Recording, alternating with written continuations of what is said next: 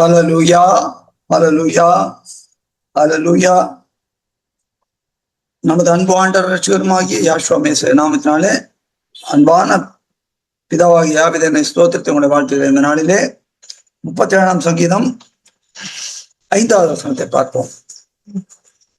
சங்கீதங்களின் புஸ்தகம் 37ஆம் சங்கீதம் 5வது வசனம், பக்கம் 692.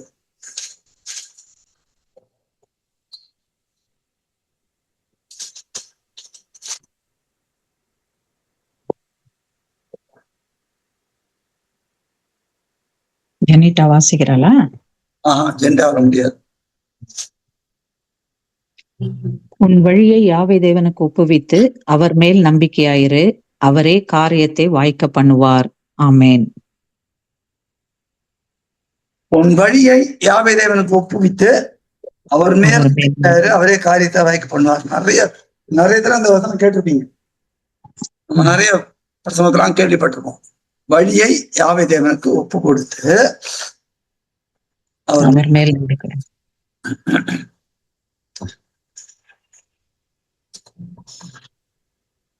அதனால வழியை ஒப்பு கொடுக்குதுன்னா என்னது?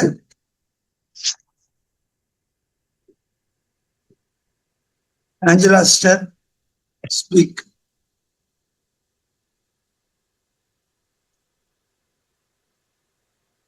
வழியை ஒப்பு கொடுக்குறது அப்படின்னா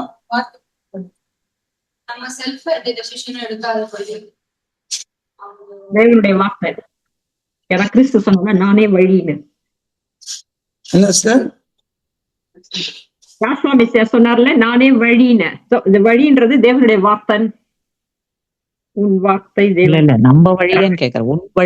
உன் வழியை தேவனுக்கு ஒப்புவீரு அப்படின்றார். நம்மளுடைய வாழ்க்கைய அவருடைய பாதத்துல ஒப்பு கொடுக்கணும். Angela sisters can speak. My audio not connecting. Audio now not connecting.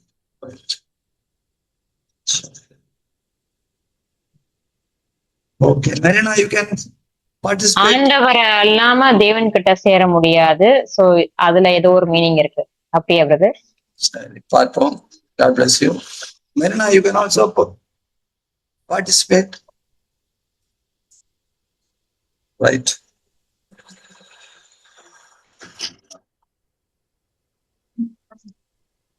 வழி அப்படிங்கிறது மூல பாஷையில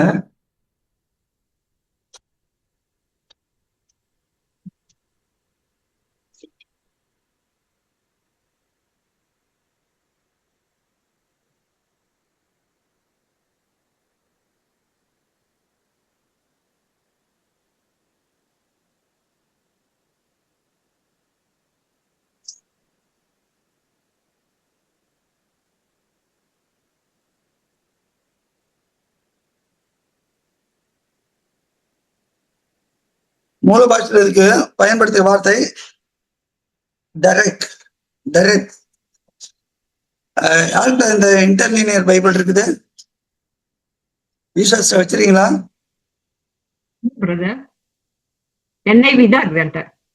இல்ல செல்ல இன்டர்லீனியர் பைபிள் இல்ல பிரதர். அது டவுன்லோட் பண்ணிட்டீங்கன்னா உங்களுக்கு நல்ல பிரயோஜனமா இருக்கும். ஆமா, கண்டிப்பா பிரதர். ரிப்பீட் பண்ணுங்க பிரதர். இன்டர்லீனியர் நான் அனுப்புறேன். இன்டர்லீனியர் Bible, இன்டர்லீனியர் Hebrew Bible.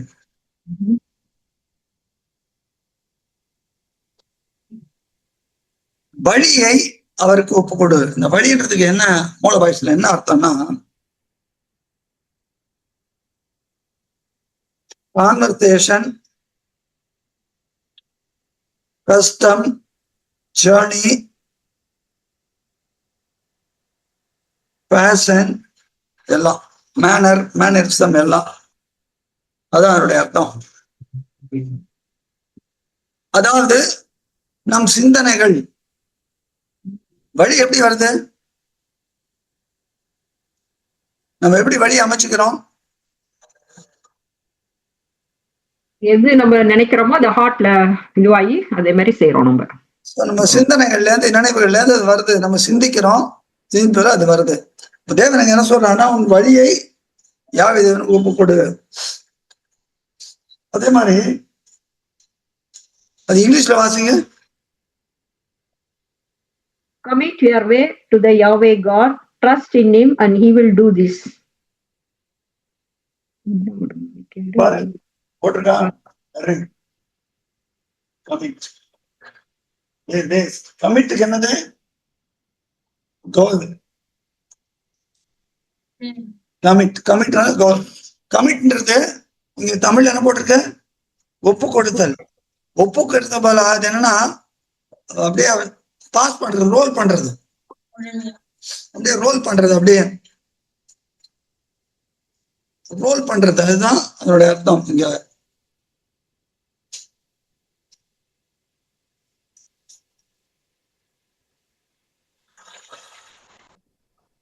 roll away, roll down, run down, seek occasion, trust, valor. வேலோன்னா அப்படியே உருள்றது அப்படியே.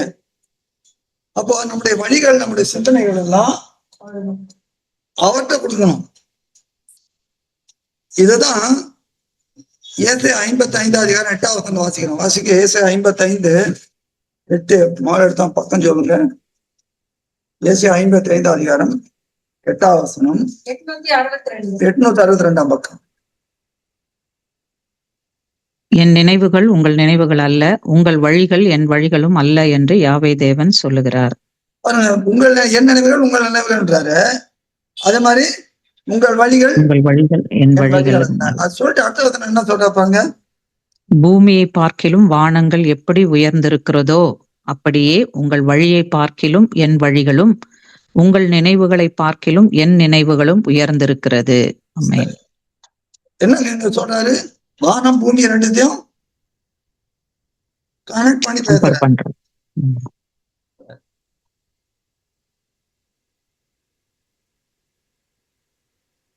யோவான் சுவிசேஷம் 3வது அதிகாரம் 31வது வசனம் என்ன சொல்லுது பாருங்க. 128 பக்கம். உன்னதத்திலிருந்து வருகிறவர் எல்லாரிலும் மேலானவர், பூமியிலிருந்து உண்டானவன் பூமியின் தன்மை உள்ளவனாயிருந்து பூமிக்கு அடுத்தவைகளை பேசுகிறான். பரலோகத்திலிருந்து வருகிறவர் எல்லாரிலும் மேலானவர். அப்போ பூமியில இருந்து வருது ஒண்ணு, பூமிக்கு அடுத்தவர்களை பேசுகிறான். பரலோகத்திலிருந்து வருவர் பரலோகத்துக்குரியவர்களை பேசுகிறார். அதனால இங்க ஏசாயா 55:9 என்ன சொல்றாப்புல? வானம் பூமி ரெண்டு சொல்றாரு. பூமியை பார்க்கும் வானம் எவ்வளவு, அதே போல உங்கள் நினைவுகளை பார்க்கும் என் நினைவு உங்கள் வழிகள் என் வழிகள். அப்போ ஏன் தேவன் வாழ்த்து இருக்க, மனுஷன் பூமியில இருக்கிறான். இவன் நினைவுகள் ஒண்ணு, அவர் நினைவுகள் வேற. இத சொல்லிட்டு ஏசாயா 55 10வது என்ன சொல்ற பாருங்க. 10:11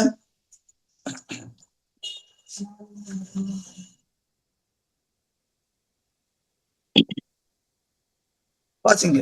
ஆரியும் உறைந்த மழையும் வானத்திலிருந்து இறங்கி அவ்விடத்துக்கு திரும்பாமல் பூமியை நினைத்து அதில் முளை கிளம்பி விளையும்படி செய்து விதைக்கிறவனுக்கு விதையும் புசிக்கிறவனுக்கு ஆகாரத்தையும் கொடுக்கிறது எப்படியோ அப்படியே என் வாயிலிருந்து புறப்படும் வசனமும் இருக்கும். அது வெறுமையாய் என்னிடத்திற்கு திரும்பாமல் அது நான் விரும்புகிறதை செய்து நான் அதை அனுப்பின காரியமாகும்படி வாய்க்கும். பாருங்க, இப்ப எங்க ஆரம்பிக்கிறாரு நீங்க பாத்தீங்கன்னா 6ல இருந்து அவர் கண்டடையத்தக்க சமயத்தில் அவரை தேடுங்கள், அவர் சமயமாக அவரை நோக்கி கூப்பிடுங்க எல்லாம் சொல்லிட்டு துன்மார்கனை பத்தி அதெல்லாம் சொல்லிட்டு என்ன சொல்றாரு? வழிகளை நினைவுகளை பத்தி சொல்றாரு. வழிகளை நினைவு சொல்லிட்டு அதை எப்படி கம்பேர் பண்றாரு? பூமிக்கும். அப்ப வானத்துக்கு மேலானது பூமி, இது கீழானது பூமிக்கு அடுத்தது. அப்போ தேவன் என்ன பண்றாரு? பூமி இது அப்படியே போயிடக்கூடாது. ஏன்னா இந்த பூமி எதுக்காக வைக்கப்பட்டிருக்குது? பூமி அப்படியே போயிடும். ஆனா தேவன் என்ன பண்றாரு? வானத்திலிருந்து வார்த்தையை அனுப்புகிறார். எப்படி மாறி அனுப்பிச்சு பூமியை குளிர பண்றாரோ அதே போல வார்த்தையை அனுப்புறார். எதுக்காக? நம்ம நினைவுகள் இல்ல, அவர் நினைவுகள் நம்மளை தங்க வேண்டும், அவர் வழிகள் நம்மளை தங்க வேண்டும். இங்கே இந்த வழி என்ற வார்த்தைக்கு அதே வார்த்தை டரன்ற வார்த்தை பயன்படுத்தப்பட்டிருக்கு. முன்னிக்கான அந்த பார் அதே வார்த்தை பயன்படுத்தப்பட்டிருக்கு. அப்போ வழிகள் அப்படின்றப்ப நம்ம வழியை அவருக்கு கொடுக்கணும்னா எப்படி? அதை சில டைம் எப்படி கெட்ட இதெல்லாம் வருதா பிரதர்? சில டைம் கெட்ட சிந்தனை எல்லாம் வருதா? வர வர வர வர வர பார்ப்பாரு பத்தி. இப்ப அந்த வழியை அவருக்கு வழியான சிந்தனைகளே ஒப்பு கொடுக்கணும். சொல்றேன். இந்த சிந்தனைகள் ஒப்பு கொடுக்கறது எப்படி? நான் இப்போ நிறைய பேருக்கு இந்த காரியம் தெரியும். இன்னைக்கு சொல்றேன்னா, பிசாசுக்கும் அவனை சார்ந்த விழுந்த தூதர்களுக்கும் ஒரு பவர் உண்டு. என்ன பவர் தெரியுமா? அவன் சிந்தனைகளை நமக்குள்ள டிரான்ஸ்ஃபர் பண்றதுக்கான பவர் உண்டு அவனுக்கு. நல்லா கேட்டுங்க. அவன் சிந்தனைகளை மனுஷனுக்குள்ள டிரான்ஸ்ஃபர் பண்றதுக்கு பவர் அவனுக்கு உண்டு. இந்த பவர் வச்சுதான் தீர்க்கதரிசிகள் என்று அழைக்கப்பட்ட கள்ள தீர்க்கதரிசி சொன்னாங்க. தங்கள் உள்ளத்தில் இருக்கதே எடுத்து உரைக்கிறார்கள், நான் அவளை அனுப்பாதிருந்தேன் சொல்றாரு எரேமியால. நான் அனுப்பல அவன் கள்ளத்தனமா சொன்ன பொய் சொல்றாங்க. அப்ப உள்ளுக்குள்ள யார் இருக்கிறான்? பொய்க்கு பிதாவானவர் இருக்கிறான். ஈசாஸ்ட நீ கேட்ட கேள்விக்கு பதில் அப்ப அவன் கண்ட்ரோல்ல இருக்குது. இல்ல கண்ட்ரோல் இல்ல, கண்ட்ரோல்ல கிடையாது. அந்த சிந்தனைகளை டிரான்ஸ்ஃபர் பண்ற, நமக்குள்ள டிரான்ஸ்ஃபர் பண்றதுக்கு வல்லமை அவனுக்கு உண்டு. அந்த வல்லமையை தான் எப்படி 2 கொரிந்தியர்ல வாசிக்கிறோம். 2 கொரிந்தியர் 10:5 பாருங்க.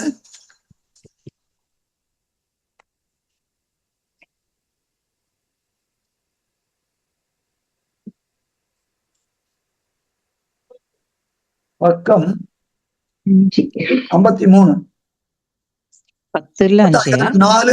4:5. எங்களுடைய போர் ஆயுதங்கள் மாமிசத்துக்கேற்றவைகளாயிராமல் அரண்களை நிர்மலமாக்குறதற்கு தேவ பலமுள்ளவைகளாய் இருக்கிறது.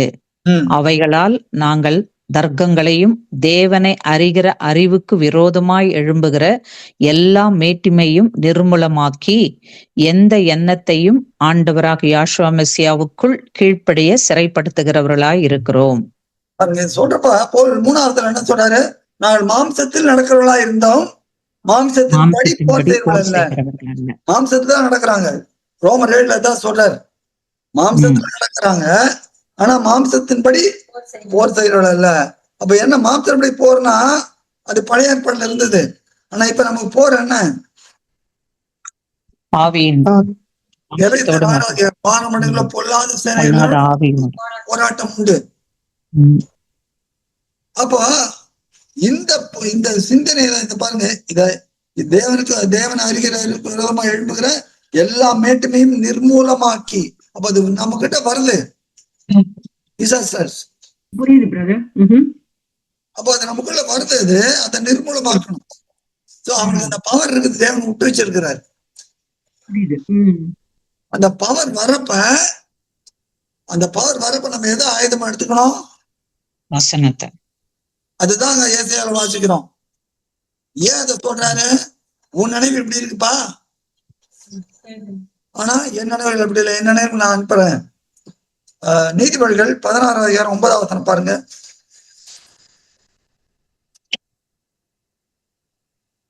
பக்கம் 776 பக்கம். நீதிபதிகள் 16:9. மனுஷனுடைய இருதயம் அவனுடைய வழியை யோசிக்கும், அவனுடைய நடைகளை உறுதிப்படுத்துகிறவரோ தேவன். அப்ப மனுஷனுடைய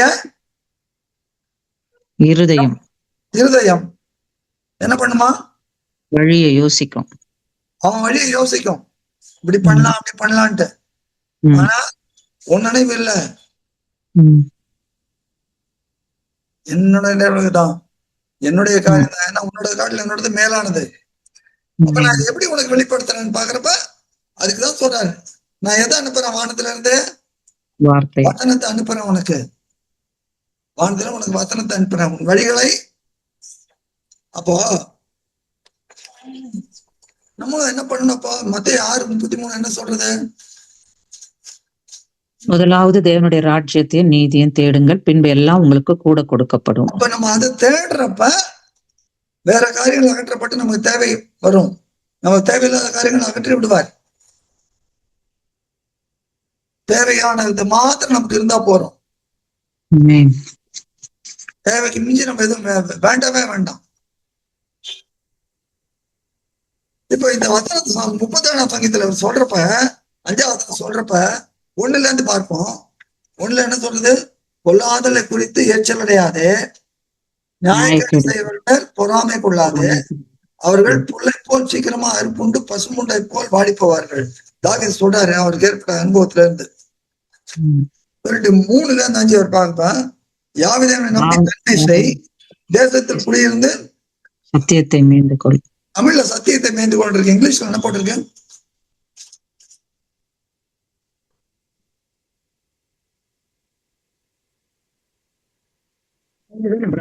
Trust in the Yahweh God and do good, dwell in the land and enjoy safe pasture.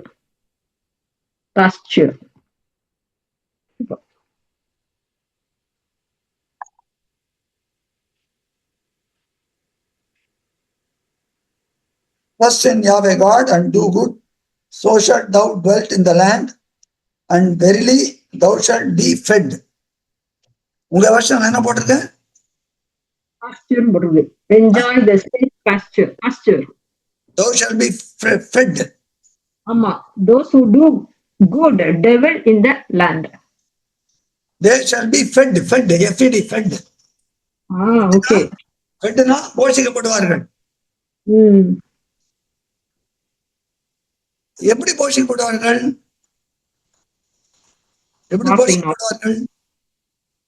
மனுஷன் எப்படி படைக்க முடியும்? அப்பத்தினால் மாத்திரமல்ல, தேவனுடைய வார்த்தை. அந்த போஷிப்பு தான் முக்கியம். அந்த போஷிப்பு வரப்ப இதெல்லாம் வரும். தேவனுடைய ராஜ்யம் நீதி வரப்ப எல்லாம் வரும். அந்த போஷிப்பு முக்கியம். அப்போ யாவே தேவனை நம்பி நன்மை செய். தேவன் தாவீது கொடுத்தார், அவரை நம்பி நன்மை செய், அப்பொழுது தேவனுக்கு சத்தியத்தை. அப்போ ஒரு காரியம் முதல்ல தாவீது மூலமா ஆலோசனை, யாவே தேவனை நம்பணும். 2வது காரியம், யாவே தேவனிடத்தில் மனமகிழ்ச்சியாயிரு. மனமகிழ்ச்சியாயிரு, அவர் ஒரு இருதயத்தின் வேண்டுதல்களை உனக்கு அருள் செய்வார். வேண்டுதல்களை அருள் செய்வார்.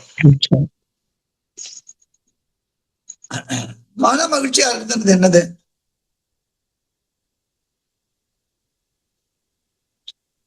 மன மகிழ்ச்சியா, யாவது இடத்துல மன மகிழ்ச்சியா இருக்கிறது அப்படின்னு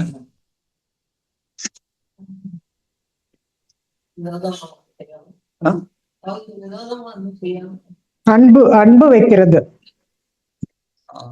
யார் சொன்னது? ஆஞ்சலாஸ். மன மகிழ்ச்சியா இருக்கிறது, யாவை தேவனால் மன மகிழ்ச்சியா இருக்கிறது.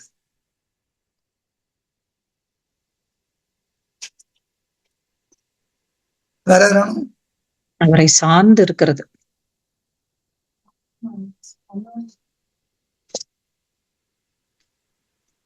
யாவை தேவனிடத்தில் மன மகிழ்ச்சியா இருக்கிறது.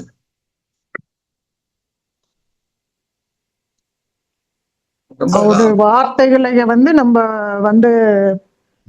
கை கொண்டோம்னா ஆட்டோமேட்டிக்கா அவரெல்லாம் மன மகிழ்ச்சியா தான் இருப்போம். அவருடைய சித்தத்தின்படி நம்ம செய்யும் போது அவருக்கு மன மகிழ்ச்சி. இவர் எனக்கு பிரியமான குமாரன், நேசகுமாரன், இவர் மேல் பிரியமா இருக்கிறேன் அப்படின்னு. இது ஒரே பதினஞ்சு தரமா இருக்கு. ரோமர் 8:28 இருக்கு, வாசிங்க. அன்றியும் அவருடைய தீர்மானத்தின்படி அழைக்கப்பட்டவர்களாய் தேவனிடத்தில் அன்பு கூறுகிறவர்களுக்கு சகலமும் நன்மைக்கு ஏதுவாய் நடக்கிறது என்று அறிந்திருக்கிறோமே. கூட சரி. எரேமியா 42 அதிகாரம் 6 பாருங்க.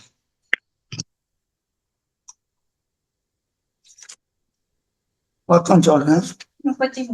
933. அது நன்மையானாலும் தீமையானாலும் சரி, எங்கள் தேவனாகி யாவே தேவனின் சத்தத்துக்கு நாங்கள் கீழ்ப்படுவதினால் எங்களுக்கு நன்மை உண்டாகும்படி நாங்கள் உம்மை அனுப்புகிற எங்கள் தேவனாகி யாவேதனுடைய சத்தத்துக்கு கீழ்ப்படிந்து நடப்போம் என்றார்கள். அப்போ எங்கள் தேவனுக்கு நான் கீழ்ப்படியது நன்மைதான், அது நன்மை உண்டாகும். அப்போ எந்த காரியம் நடந்தாலும் ஆண்டவர் சொல்றார், உன் தலையில உள்ள ரோமங்கள் எல்லாம் எண்ணப்பட்டிருக்கு. அப்ப என்ன என்ன ஆனாலும் சரி, I will always rejoice in Yahweh God. அது சங்கீதக்காரர் சொன்னது. இப்ப நம்ம எப்படி, I will always rejoice in the Lord. Rejoice in the Lord. யார் இந்த லார்ட்? ஆண்டவர். ஆண்டவர். ஆண்டவர். God bless you. ஆண்டவருக்குள் நாம் அது என்ன நடந்தாலும் சரியே. ஏன் அங்கே ரோமர் 8:34 பாருங்க. அவரே நமக்காக மரித்தாரு. ஆக்கனைக்குள்ளாய் தீர்க்கிறவன் யார்? கிறிஸ்துவே யாஷ்வா மெசியாவே மரித்தார். மரித்தவர் அவரே எழுந்திருக்கிறவர். அவரே தேவனுடைய வலது பரியாசத்தில் இருக்கிறவர். நமக்காக வேண்டுதல் செய்கிறவரும் அவரே. 8:34.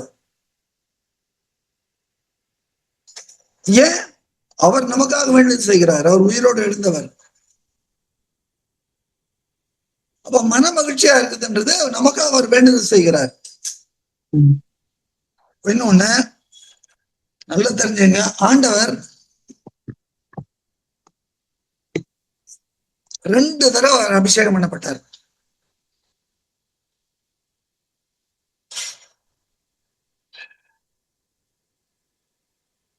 ரெண்டு தடவை அபிஷேகம் பண்ணப்பட்டார்.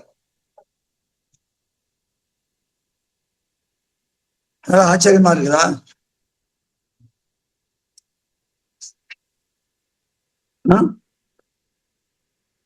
மகிமைப்படுத்துவேன்னு சொன்னார். அதுவா? இல்ல இல்ல இல்ல. நீதிமொழி 8:23 பாருங்க. பக்கம் 760. அபிஷேகம் பண்ணப்பட்டேன்னு வருவாங்க. 769 பக்கம்.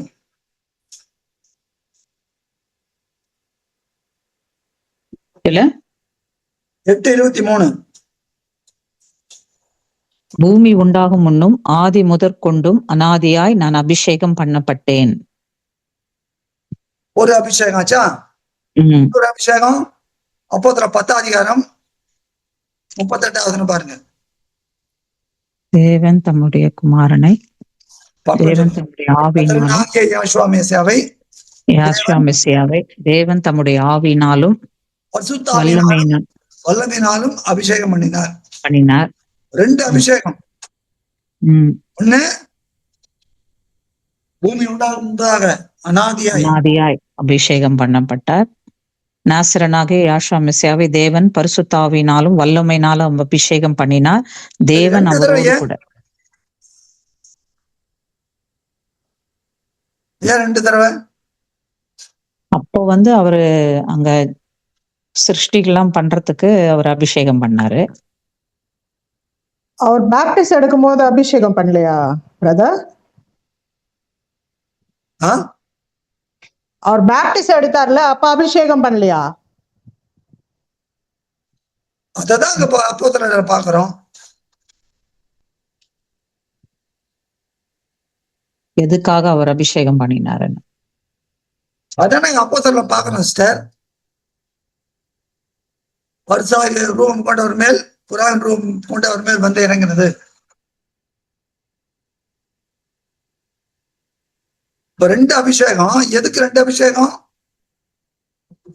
எல்லாம் படைக்கிறதுக்கு. இது இங்க பூமியில வந்தப்போ அவரு ஊழியம் செய்யறதுக்கு. ஜான்லயும் சொல்றாருல, யோவான்லயும்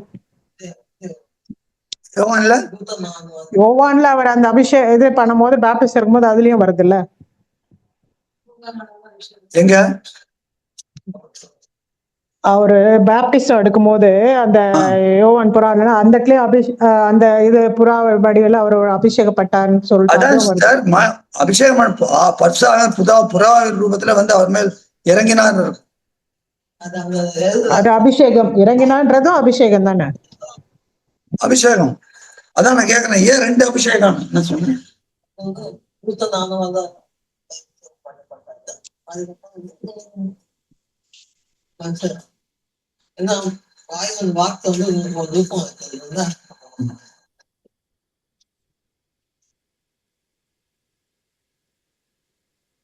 பிதா குமாரன் 2 பேரும் சேர்த்து சொல்லுங்க 2 அபிஷேகம்.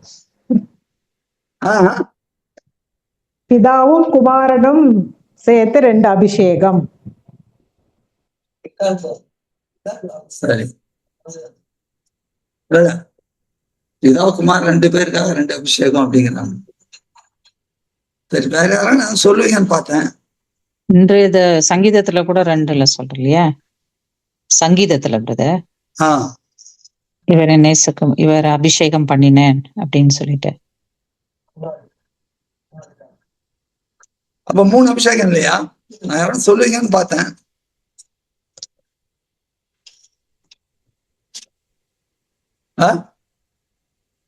ம் 2ஆம் சங்கீதத்துல வருது இல்ல, 6வது வசனம். என்னுடைய பரிசுத்த பர்வதமாகிய சீயோன் பர்வதத்துல என் ராஜாவை அபிஷேகம் பண்ணினேன். அப்போ மொத்தம் எவ்வளவு அபிஷேகம்? 3. நான் 2 சொல்றேன், ஏன்னா பேசாம இருந்தீங்க.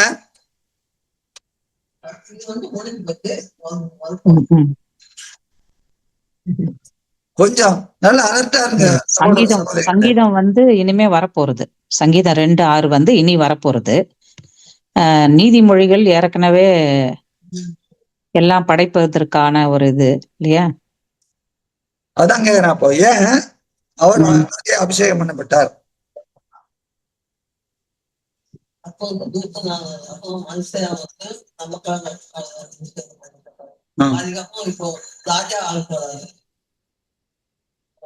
சிஸ்டர் என்ன சொல்றாங்கன்னா, அப்போ தூதான நிலைமையில இருந்தாரா?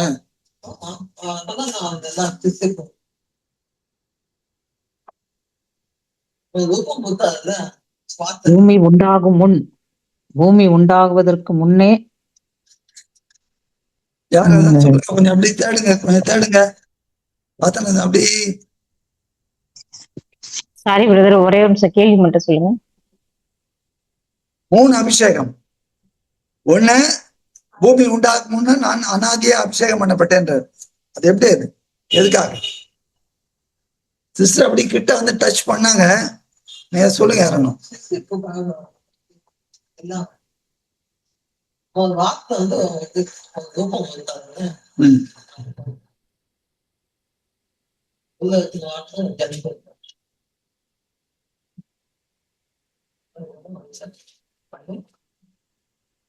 நான் சொல்லுங்களேன் தயவுசெய்து. ஈசாஸ்டர் நிறைய பைபிள் படிச்சிருக்காங்க, நம்ம சொல்லாமே.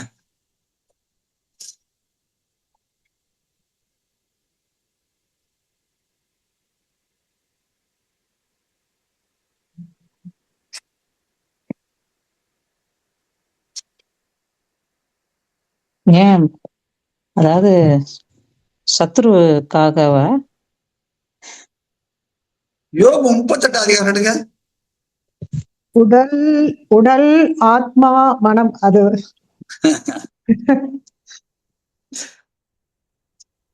யோபு 38 அதிகாரம் பக்கம் 666 1ல இருந்து வாசிட்டு வாங்க 7 வரைக்கும்.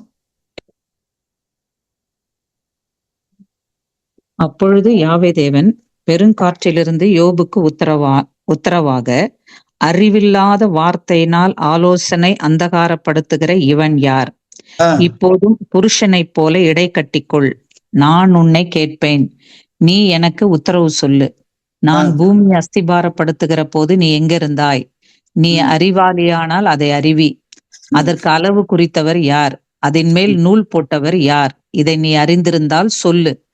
அதன் ஆதாரங்கள் எதின்மேல் போடப்பட்டது? அதன் கோடிக்கல்லை வைத்தவர் யார்? அப்பொழுது விடியற்காலத்து நட்சத்திரங்கள் ஏகமாய் பாடி தேவபுத்திரர் எல்லாரும் கெம்பீரித்தார்களே. ஏழாவது என்ன வாசிக்கிறோம்? இதெல்லாம் பூமி உண்டா இருப்பா அந்த இதை பத்தி. ஏழாவது என்ன வாசிக்கிறோம்? விடியற்காலத்து நட்சத்திரங்கள்லாம் ஏகமாய் பாடி தேவபுத்திரர் எல்லாரும் கம்பீரித்தார்களே. விடியற்காலத்து நட்சத்திரங்கள் ஏகமாய் பாடி. என்னது விடியற்காலத்து நட்சத்திரங்கள்?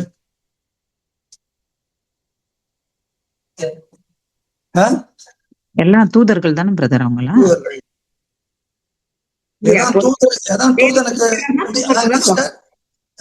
தேவபுத்திரரும் இருக்குதுல்ல, அப்ப அதுதான் மீனிங் வரும். தூதர்களுக்கு விடியற் காலத்து நட்சத்திரம் இருக்குதா? இல்ல குமாரனுக்கு தான் இருக்குது. 2 பேருக்கு நீ காப்பாற்றுறதுக்காக அபிஷேகம் இருக்கு இல்லையா? கேருபு. அப்போ அவன் அடிகாலையின் மகனாகிய விடிவெள்ளியே, அவனும் ஒரு நட்சத்திரம். வெளிப்படுத்த 22:14 வாசிக்கிறோமே, என்ன வாசிக்கிறோம்? பிரகாசிக்கிற விடிவெள்ளி நட்சத்திரமா இருக்கிறேன். தாவீதின் பேரும் பிரகாசிக்கிற விடிவெள்ளி. இப்ப 2 நட்சத்திரங்கள். எப்படி? விடியற் காலத்து நட்சத்திரங்கள் 2. எல்லாம் ஃபாலோ பண்றீங்களா? எக்ஸ்பிளைன் பண்ணுங்க. அந்த வீடியோ 2 நட்சத்திரம் சொல்றீங்களா பிரதர்? ஒண்ணு சாத்தானா? ஒண்ணு ஆண்டவர். அது புரியுது. பிரகாசிக்கிற. இன்னொன்னு 14:12 காலையின் மகனாகி விடிவெள்ளியே நீ வானத்திலிருந்து விழுந்தாயே. 2 விடிவெள்ளி நட்சத்திரங்கள். ஆனால் அந்த அதிகாலையின் மகனாகி விடிவெள்ளியேன்றவனையே அவர் என்ன பண்ணாரு? அபிஷேகம் பண்ணார். நீ காப்பாற்றுவதற்காக அபிஷேகம் பண்ணப்பட்ட கேரு. பட் அவனோட அபிஷேகம் அதோட முடிஞ்சது. ஆனா இவருக்கு ஆண்டவருக்கு அபிஷேகம் என்னன்னா, எப்போது இந்த யோபு 38 அது விடிருக்கா அந்த பூமியை இது போடுறப்ப, புரியுதா? பூமியை போட்டு கோடிகளை வைக்கிற அப்போ, சரியா? எல்லாம் ஃபாலோ பண்றீங்களா? சரி. ஆனால் நீதிமொழி 8 என்ன சொல்றாரு? 23 பூமி உண்டாக்கும் முன்னே. அப்ப இவருடைய அபிஷேகம் எப்போ? சாத்தானோட அபிஷேகத்துக்கு முன்பாக இவருடைய அபிஷேகம். நல்லா கிளியரா தெரியுதா டிஃபரன்ஸ்? புரியுது. ஆஷாஸ்க்கு நல்லா ஃபாலோ பண்றீங்க, புரியுது, சந்தோஷமா சொல்றீங்க. மத்தவங்க வெரி குட். இதுதான் ரிஜாய்ஸ் இன் லார்ட். இந்த காரியங்கள்லாம் பொக்கிஷம் எடுக்கிறோம் பாருங்க. நம்ம என்ன கவலை எது இருந்தாலும் என்ன இருந்தாலும் அதை பத்தி கவலை இல்லை. ஏன்னா நமக்காக அபிஷேகம் பண்ணப்பட்ட ஒருத்தர் இருக்கிறார். அவர் நமக்காக பரிந்து பேசுகிறார். அப்போ இங்க நீதிமொழிக்கு பாக்குறப்ப, அப்ப இவனுக்கு கொடுத்த அபிஷேகத்தை காட்டிலும் அவருக்கு முன்பாக அபிஷேகம் கொடுக்கப்பட்டது. ஏன் அவருக்கு அந்த அபிஷேகம் கொடுக்கப்பட்டது? இவனுக்கு என்ன அபிஷேகம் கொடுக்கப்பட்டது? காப்பாற்றுவதற்கு இல்லையா? சாத்தானுக்கு கொடுக்கப்பட்ட அபிஷேகம் காப்பாற்றுவதற்காக அபிஷேகம். ஆனால் இவருக்கு கொடுக்கப்பட்ட அபிஷேகம் எல்லாத்தையும் படைக்கிறதுக்கு. God bless you. 22 பாருங்க. ஜஸ்ட் கொஸ்டின் பிரதர், அது 7 படிச்சோம்ல, அப்போது விடியற் காலத்து நட்சத்திரம் ஏகமாய் பாடின்றது அப்ப என்ன மீனிங் வருவாங்க? 2 நட்சத்திரங்கள்னா யாரு? ஆண்டவரும் பாடினாரு, பிசாசும் பாடினான். அது 2 சேர்த்துதான் சொல்றாரு. அப்போ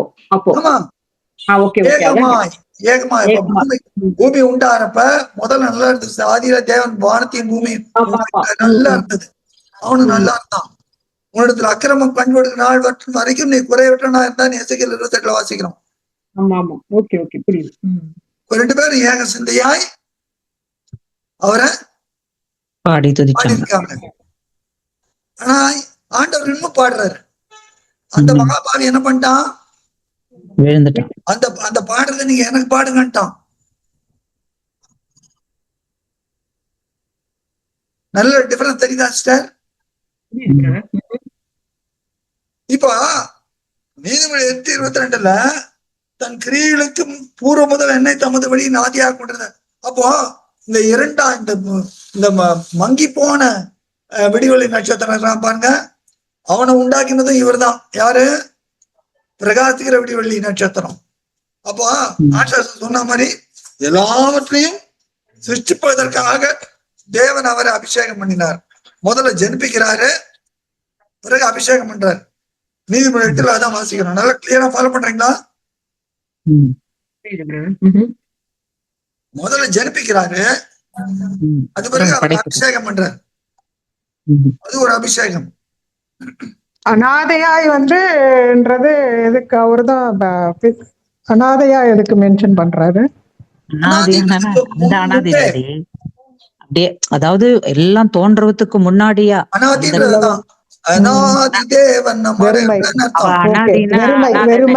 வெறுமையாக இருக்கும்போது, துவக்கத்துக்கு முன்னாடி, அப்போ ஒண்ணுமே இல்லாத டைமுக்கு முன்னாடி. நானே ஆல்பா ஒமேகாவும் இருக்கிறேன். ஆமா, நல்லா ஃபாலோ பண்றீங்க தெரியுது. பார்ட்டிசிபேட் பண்றீங்க. நீங்க எவ்வளவு பார்ட்டிசிபேட் பண்றீங்களோ அவ்வளவு I take that you are rejoicing the Lord. நீங்க ஆண்டவருக்குள் களி கூறுகிறீர்கள். Marina, please participate. அப்போ அவனுக்கு கொடுத்த அபிஷேகம், அவன் பெருமை நின்றா அதோட முடிஞ்சது, அவனுக்கு விழுந்துட்டான். இவருக்கு கொடுத்த அபிஷேகம் பார்த்தார் தேவன். என்ன பண்றாரு? எல்லாத்தையும் சிருஷ்டிப்புக்கு பிறகு என்ன பண்றாரு? இந்த ஆதாம கொண்டாந்து வைக்கிறாரு. அவன் ஒழித்த பிறகு அப்ப ஆதாமையும் உண்டாக்கினது யாரு? தேவன் யாரு கொண்டு உண்டாக்கினாரு? குமாரனை கொண்டுதான் உண்டாக்கினார். அந்த அபிஷேகம் பண்ணப்பட்டவரை கொண்டுதான் உண்டாக்கினார். அப்போ இவன் விழுந்த தூதன் பாக்குறான். அப்போ இந்த விழுந்த தூதன் பார்த்து ஆதாமை தட்டி விட்டுறான். அப்ப அவனை மீட்கும்படியாக மறுபடியும் ஒரு அபிஷேகம், விழுந்து போன மனிதனை மீட்கும்படியாக. ஆமா. அப்ப திருஷ்டிப்புக்கு ஒரு அபிஷேகம், மீட்புக்கு ஒரு அபிஷேகம், ராஜரீகத்துக்கு ஒரு அபிஷேகம் வரப்போகிறது. சந்தோஷமா?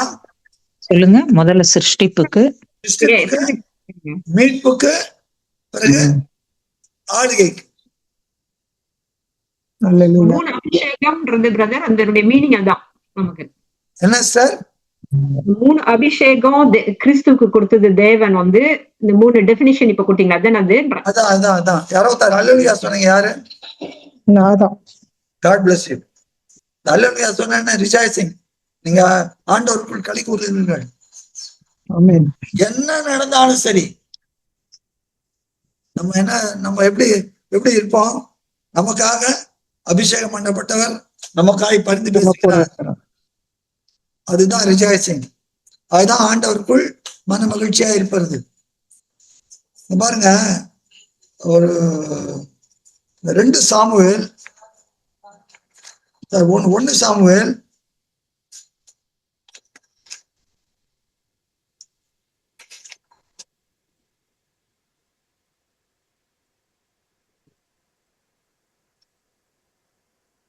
30 அதிகாரம் எடுங்க. 1 சாமுவேல் 30 அதிகாரம் 382 பக்கம் 6ஆம் வசனம் பாருங்க. தாவீது மிகவும் நெருக்கப்பட்டான். எதுக்காக? அந்த அவன் பையனாலதான், அப்சலோம். இல்ல அவன் காட்டுக்கு போயிட்ட பிறகுதான் அப்புறம் சவுல் இல்ல சிக்லாக்ல இவனை ஆளுங்க புடிச்சிட்டு, அவங்க வைஃப் எல்லாம் புடிச்சின்னு போயிடுவாங்க. எல்லாம் புடிச்சு போட்டாங்க. அப்ப என்ன நடக்குது பாருங்க. தாவீது மிகவும் நெருக்கப்பட்டான். சகல ஜனங்களும் தங்கள் குமாரர் குமாரத்திகள் நிமித்தம் மனக்லேசமானதினால் அவனை கல்லறிய வேண்டும் என்று சொல்லிக் கொண்டார்கள். தாவீது தன் தேவனாகி யாவே தேவனுக்குள்ளே தன்னை திடப்படுத்தி கொண்டான். ஆமென். என்ன கல்லறினான்ற டயத்துல என்ன பண்ணிருப்பா? மத்தனா என்ன பண்ணிருப்பாங்க? எங்க ஓடிக்கிடி மறைஞ்சிக்கலாமான்ட்டு இல்ல. அது எதை காட்டுகிறது? இந்த கல் என்னால் எரியப்பட்டாலும் என்னை தடுத்து, அந்த கல்லை தடுக்கிறதுக்கு என் தேவன் இருக்கிறார். ம். அதுதான் புரியுதா? அப்போ நாம அவங்க தேவனுக்குள், நம்ம ஆண்டவருக்குள் சந்தோஷம். ம். 4 தான் வாசிக்கிறோம். சந்தோஷமா இருங்கள், ஆண்டவருக்குள் சந்தோஷமா இருக்கின்றார். நமக்காக அபிஷேகம் பண்ணப்பட்டவர் நமக்காக பரிந்து பேசுகிறார். அப்ப அதனால அவருக்குள் சந்தோஷமா இருங்கள். 37 சங்கீதம் வந்துருங்க திரும்ப. எல்லாம் நல்லா ஃபாலோ பண்றீங்களா? அதே மாதிரி ஆண்டவரையும் கல்லு எடுத்து அறியத்துக்கு இருந்தாங்கல்ல. ஆமா ஆமா.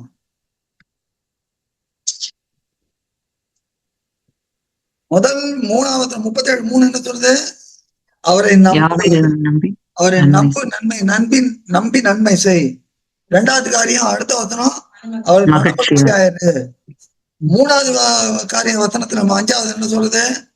ஒப்புவிக்க சொல்ற, வழியை ஒப்புவி. அது மாத்திரம் இல்ல, அவர்கள் நம்பின்றார், நம்பிக்கையாயிரு. அப்ப 3வது சொன்ன காரியத்தை இங்க சொல்றாரு, ஒப்பு கொடுத்து நம்பிக்கையாயிரு. அப்ப ஒப்பு கொடுத்து நம்பிக்கையா இருக்குதுன்னு, அப்ப அது நம்ம அந்த டெரான வார்த்தை பார்த்தா என்னன்றது? சிந்தனைகள். வழின்றது சிந்தனைகள். நம் வழிகள்லாம் இப்போ நீதிபதிகள் 16:9 வாசிச்சோம். என்ன வாசிச்சோம்? மனுஷனுடைய இருதயம் அவனுடைய வழிகளை யோசிக்கும், ஆனால் காரியங்களை திறப்படுத்த அவர்தான். 16:3 பாருங்க. நீதிபதிகள் 16:3 உன் வழியை யாவை தேவனுக்கு ஒப்புவித்து அவர் மேல் நம்பிக்கையாயிரு. அதே தான், அவரே காரியத்தை வாய்க்க பண்ணுவார். 16:3 அப்படியே சொல்லுது. உன் செய்கைகளை தேவனுக்கு ஒப்புவி, அப்பொழுது உன் யோசனைகள் உறுதிப்படும். உன் செய்கைகளை யாவை தேவனுக்கு ஒப்புவி. அப்ப அங்க என்ன பாக்குறோம்? வழி. உன் வழி, இங்க செய்கைகள். அப்ப முதல்ல மனுஷன் அந்த வழி செய்கை. அப்ப முதல்ல என்ன பண்றாங்க? அது எங்க இருந்து புறப்படுறது? புறப்படுறது. எரேமியா 17 அதிகாரம்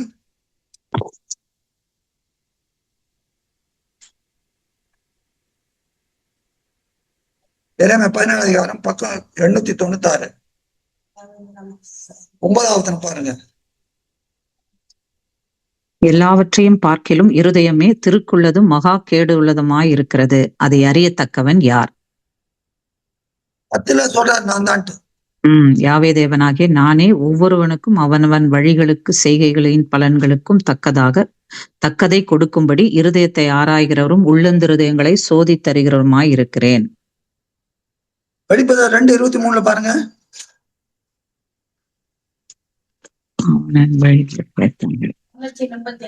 335 பக்கம் 2:23. அவளுடைய பிள்ளைகளையும் கொல்லவே கொல்லுவேன், அப்பொழுது நானே உள்ளந்திருதயங்களையும் இருதயங்களையும் ஆராய்கிறவர் என்று எல்லா சபைகளும் அறிந்து கொள்ளும். ஆண்டவர் என்ன செய்யறாரு? உள்ளந்தங்களை ஆராயறாரு. ஆமா. எபிரேயர் 4:12 வாசிங்க. தேவனுடைய வார்த்தை இருப்புறம். பக்கம் சொல்லுங்க முதல்ல. எபிரேயர் 4:12. தேவனுடைய வார்த்தையானது ஜீவனும் 301 வாசிங்க.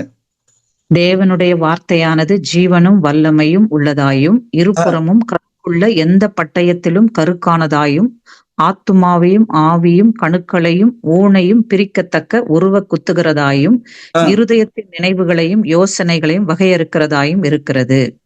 2:23 வெளிப்படுத்தலோட அப்படியே பாத்துங்க, மேட்ச் பண்ணுங்க. அப்படியே புத்து போறதா? எப்படி? இருதயத்தின் நினைவுகளை வகை இருக்கிறது. அப்போ ஆண்டவர் என்ன? இருதயத்தின் நினைவுகளை சோதித்தருகிறார். ஆனால் எரேமியா 17:9 என்ன சொல்றது? உள்ளந்திருதயங்களை சோதித்து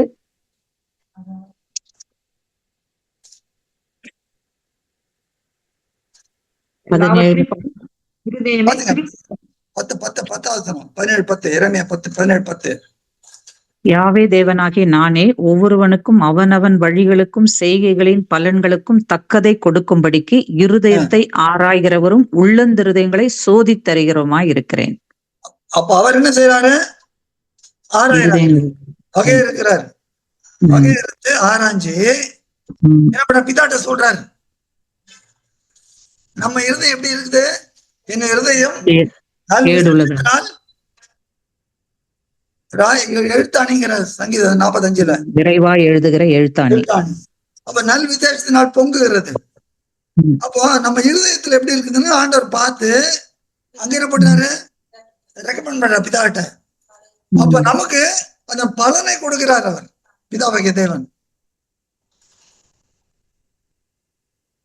ரெண்டு பேரோட காரியங்கள் புரியுதா?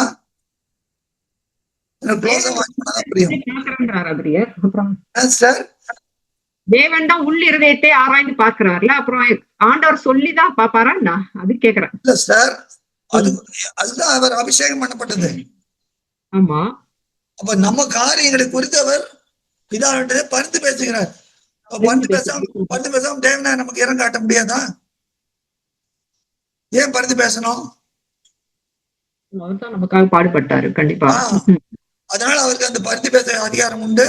நம்ம குறித்து அவர் பிதாட்ட சொல்றது அதிகாரம் உண்டு. அதுக்காக பிதாவுக்கு தெரியாதான் கிடையாது, பிதாவுக்கு தெரியும். இருந்தாலும் எல்லாம் சகலமும் ஒழுங்கும் கிரமமாய் செய்யப்படணும். அப்ப ஏன் இப்படி இருக்குன்னா, ஆதியாகமம் 8ஆம் அதிகாரம் 21ஆம் வசனம் பாருங்க.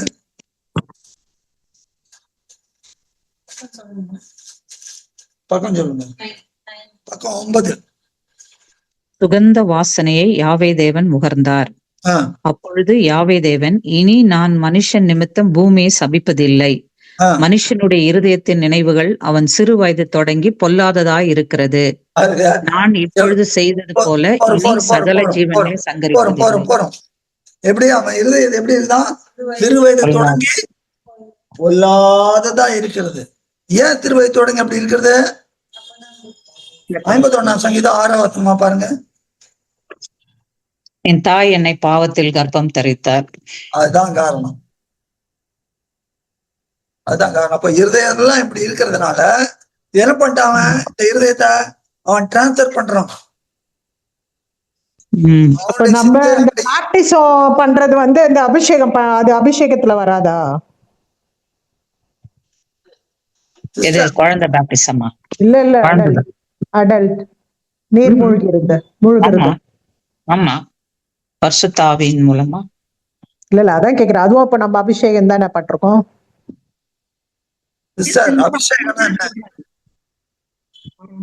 சொல்லுங்க. அபிஷேகம் வந்து தேவனோட பிளெஸிங். என்னது பிளெஸிங்னா? என்னது? ஆசீர்வாதம். தமிழ் சொல்றீங்க, சொல்லுங்க. ஆவி, தேவனுடைய ஆவியை கொடுக்கிறது வார்த்தை. சொல்லுங்க. அபிஷேகம் elected by God. elected by God.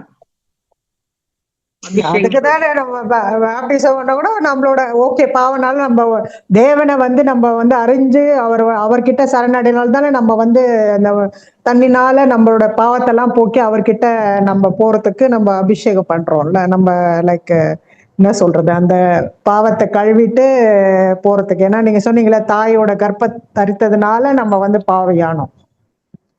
இல்ல, அபிஷேகம்ன்றதுக்கு என்ன அர்த்தம்?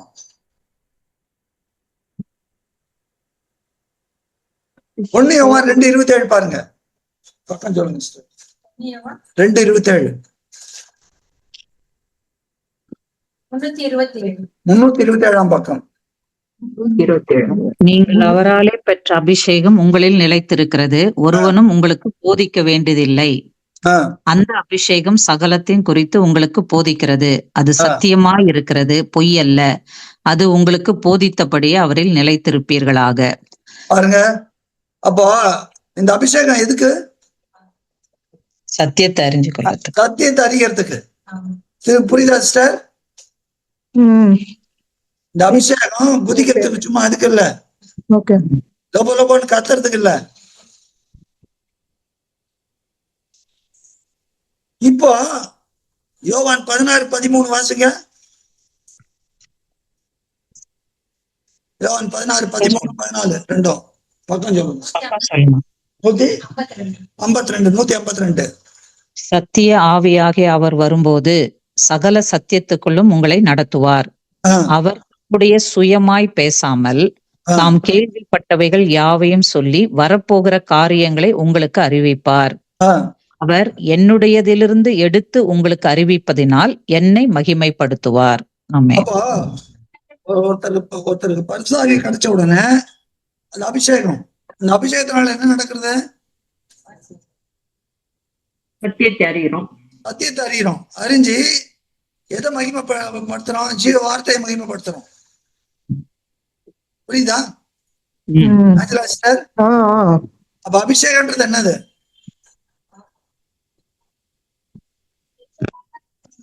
அதாவது அவரோட அபிஷேகம்ன்ற போது வார்த்தைகளை வந்து நம்ம புரியும் போது, நல்லா புரியும் போது நம்ம அபிஷேகம் பெற்றோம்.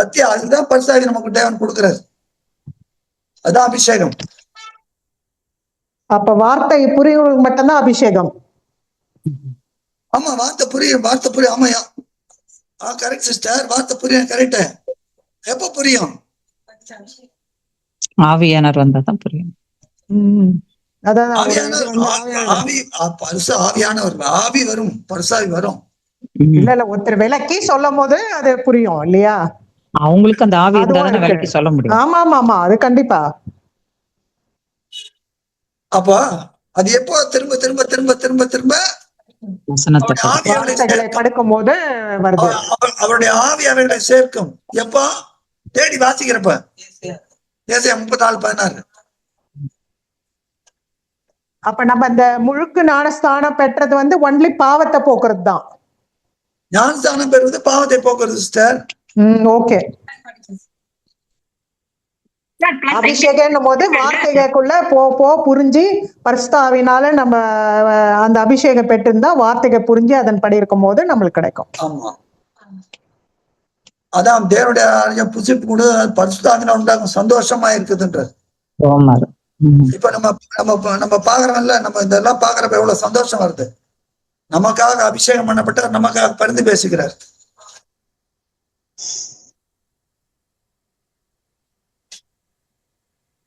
அப்போ வழியை அவருக்கு எப்படின்னா ரோல் பண்றது, அப்படியே ஒப்புவிக்கிறது. அதான் கமிட். ஒப்பு வந்து கிரார்னு இருக்கு அந்த வார்த்தை. ஒப்பு அப்படியே அவர் மேல போடுறது. 55ஆம் சங்கீதம் 22ஆவது வசனமா பாருங்க. யாவே தேவன் மேல் உன் பாரத்தை வைத்து விடு. அதானே? யாவே தேவன் மேல் உன் பாரத்தை வைத்து விடு, அவர் உன்னை ஆதரிப்பார், நீதிமானை ஒருபோதும் தள்ளாட ஒட்டார். விளையாட்டா சொல்றேன் இதெல்லாம் பாக்கலையா? Glory to God. Glory to God. Glory to God and Christ. Christ. Amen. ரெண்டு பேரும் விட்டுடவே கூடாது. அபிஷேகம், அபிஷேகம் ரெண்டு பேரையும் சொல்லணும். குளோரின்னு வரப்ப ரெண்டு பேர் இருக்கும். துதி ஒண்டிதான் தேவனுக்கு, மற்றபடி எல்லாம் மகிமை இவருக்கு மகிமை. 1 பேதுரு 5:7 அவர் நம்மை விசாரிக்கிறபடினால் உங்கள் கவலைகள் எல்லாம் அவர் மேல் வைத்து விடுங்கள். முழுக்க முழுக்க வசனம் சொல்லணும். அதாம சொல்றேன்.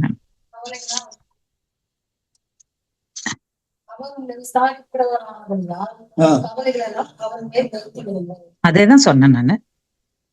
6வது வசனம். ஆகையால் ஏற்ற காலத்தில் தேவன் உங்களை உயர்த்தும்படி அவருடைய பலத்த கரத்துக்குள் அடங்கிருங்க.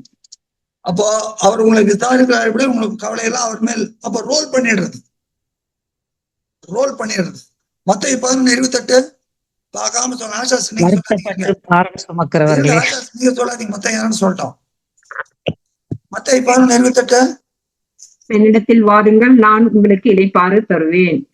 வருத்தப்பட்டு பாருங்க, நீங்கள் எல்லாரும் இடத்துல பாருங்க. God bless you Angela. அப்போ இந்த பாரத்தை நம்ம அவர்கிட்ட வைக்கிறோம். நம்ம என்ன பண்ண போறோம்? ஒரு சிச்சுவேஷன் வருது, என்ன பண்ண போறோம்? எப்படி சந்திக்க போறோம்? எப்படி இல்ல எல்லாத்தையும் அவர் நம்பிக்கை, நம்ம நம்பிக்கை அவர் மேல வைக்கிறோம். எப்படி? Ebraiயர் 11:6 என்ன சொல்லுது? ஒருமுறை பிரகாசிக்கப்பட்டும் தேவனுடைய 11:6 விசுவாசம் இல்லாமல் தேவனுக்கு பிரியமாயிருப்பது கூடாத காரியம். அதுக்கப்புறம் தேவனிடத்தில் சேருகிறவன் அவர் உண்டென்றும் அவர் தம்மை தேடுகிறவர்களுக்கு பலன் அளிக்கிறார் என்று விசுவாசிக்க வேண்டும். தானே? அதேதான்.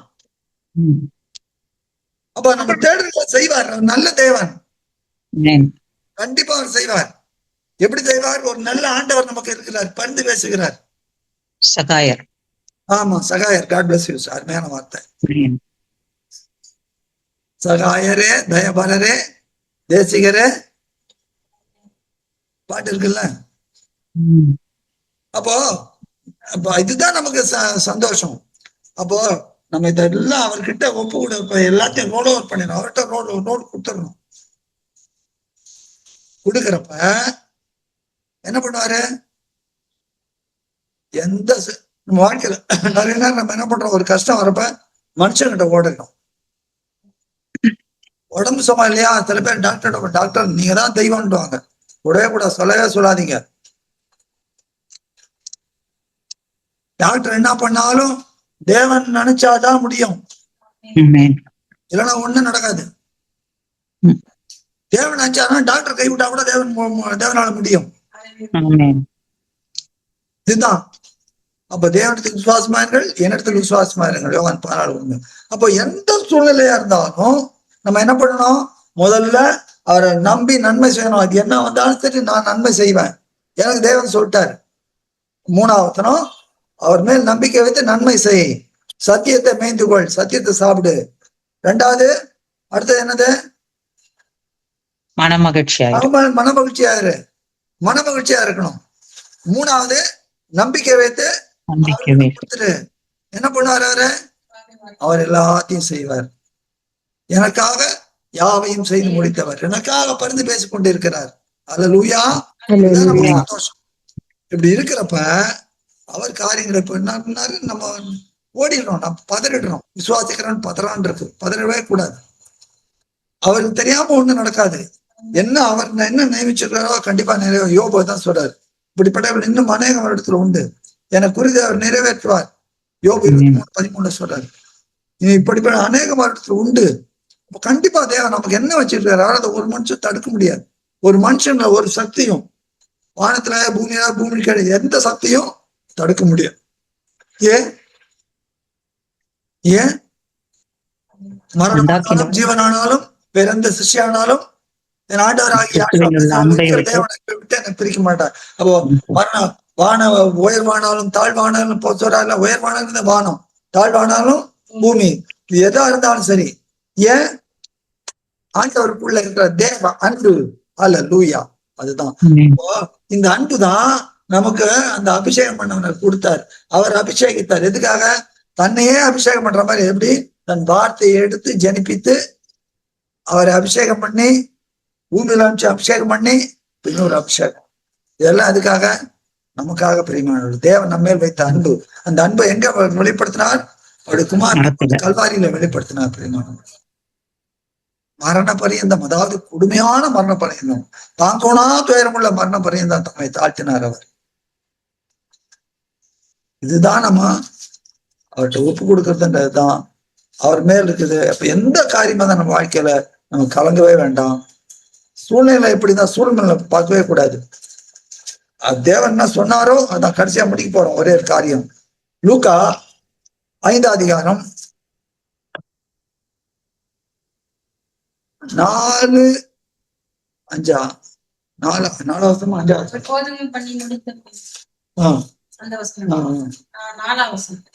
பக்கம் சொல்லுங்க. 84 பக்கம் 4வது 5வது. அவர் போதகம் பண்ணி முடித்த பின்பு சீமோனை நோக்கி, ஆழத்திலே தள்ளி கொண்டு போய் மீன் பிடிக்கும்படி உன் வலைகளை போடுங்கள் என்றார். அதற்கு சீமோன், ஐயரே, ரா முழுவதும் நாங்கள் பிரயாசப்பட்டும் ஒன்றும் அகப்படவில்லை. பாருங்க, கைய நம்மளாம் கை வச்சுட்டுதான் சொல்லுவோம், ஐயா ஆண்டவரே, ரா முழுக்க நான் ட்ரை பண்ணனேன், எனக்கு ஒண்ணும் கிடைக்கலையே. ஆனா அங்க தேவ சத்தம் வருது. என்ன சொல்லுது? ஆகிலும் உம்முடைய வார்த்தையின்படியே வலையை போடுகிறேன் என்றார். அல்லேலூயா. உங்களுடைய வார்த்தையின்படியே நீர் பேசுற வார்த்தை என்ன வார்த்தை? உங்களுடைய வார்த்தை இல்ல, பிதா உமக்கு கொடுத்த வார்த்தை. அவர் கட்டளைப்படிதான் எல்லாம் செய்யறேன் போடுகிறேன். அந்தபடியே அவர்கள் செய்து தங்கள் வலை கிழிந்து போகத்தக்கதாக மிகுதியான மீன்களை பிடித்தார்கள். முதல்ல என்னாச்சு? அவருக்கு எப்படி அது கலக்கமா இருந்த, ஒண்ணுமே கிடைக்கல, நான் என்ன பண்ண போறேன்? நீ வருத்தத்தோடு வீட்டுக்கு போனா கொண்டாட்டி உதைப்பா உதைப்பா. ஆனா பாருங்க எப்படி அந்த தெய்வம் சொல்ற வார்த்தையில அவ்வளவு வல்லமை இருக்குங்க. ஆண்டவராக யாஷுவா மேசர் சொல்ற வார்த்தையில அவ்வளவு வல்லமை இருக்கு. அந்த வார்த்தையை பிடிச்சுப்போம், அந்த ஜீவ வார்த்தையை பிடிச்சுப்போம். நான் உங்களுக்கு சொல்ல ஒரு வார்த்தை, ஆவியாயும் ஜீவனாயும் இருக்குதுன்றார். மாம்சம் ஒண்ணுமே உதவாது, ஆவியே உயிர்ப்பிக்கிறது. மாம்சம் ஒண்ணுமே உதவாது. மாம்சத்தோட நடக்கிறனால் இல்ல, நாம் கிறிஸ்துக்குரியவர்கள் அல்ல. தயவு செய்து அந்த வார்த்தையை நல்ல மெல்லுங்க, நம்பிக்கை வையுங்க, சத்தியத்தை மேய்ஞ்சு கொள்ளுங்க, சந்தோஷமா இருங்க, வழிகளெல்லாம் அவருக்கு ஒப்பு கொடுங்க. அவர் காரியங்களை வாய்க்க பண்ணுவார். பிரியமானவர், ஒருபோதும் நம்மளோட வாழ்க்கையில சிங்கக்குட்டிகள் தாட்சி அடைந்து பட்டினி தேவருக்கும் ஒரு நன்மையும் குறைபடாது. இந்த 37ஆம் சங்கீதம் நீங்க பாத்தீங்கன்னா முழுக்க முழுக்க நிறைய காரியங்கள். 37 ஒரு தடவை நீங்க அந்த சங்கீதம் முழுக்க 37ஆம் சங்கீதம் முழுக்க இன்னைக்கு முடிச்ச உடனே ஒரு தடவை நீங்க படிக்கணும்னு ஒரு தடவை தியானம் பண்ணிட்டு படுங்க. சரியா? கேக்குறேன். யூடியூப்ல கேக்குறவங்களும் சரி, ஃபியூச்சர்ல கேக்குறவங்க நீங்க கேட்ட அந்த சங்கீதம் 37 ஒரு நல்ல வாதிங்க. எல்லா அருமையான காரியங்களை தேவை நமக்கு அழகாய் லகுவாய் கொடுத்துருக்க பெருமாள். ஆண்டவர் தாமே நம்ம ஒருவரையும் ஆசீர்வதிப்பாராக. ஆமென்.